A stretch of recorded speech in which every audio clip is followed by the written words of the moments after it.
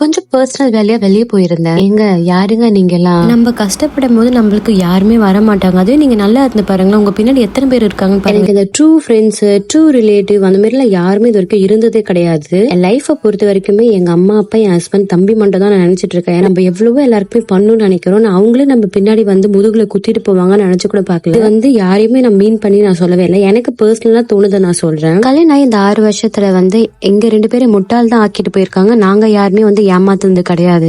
நான் கோமான படலங்க, ஜஸ்ட் எனக்கு தோணுதை நான் சொல்றேன், அவ்வளவுதாங்க. லைக் நம்ம எல்லாம் ஒரு டிஷ்யூ பேப்பர் தாங்க, நம்மள யூஸ் பண்ணிட்டு நம்மள தொடச்சு தூக்கி போட்டு போயிட்டே இருப்பாங்க. ஹர்ட்டோட நம்மளுக்கு இதெல்லாம் ஒரு லேர்ன் பண்ணிக்கிறது ரொம்ப நல்லது. ஏன்னா ஃபியூச்சருக்கு வந்து இதெல்லாம் நம்மளுக்கு ஹெல்ப்ஃபுல்லா இருக்கும். Life is very short, நண்பா. Always be happy. Designer. Problem will come and go. கொண்டு சால்வ் பண்ண மாப்பி. இந்த சாங் யார் யாருக்கெல்லாம் பிடிக்கும்னு சொல்லிட்டு மறக்காம ரெட் டாட் போட்டு விடுங்க. அடுத்த வீடியோல பார்க்கலாம். டாடா.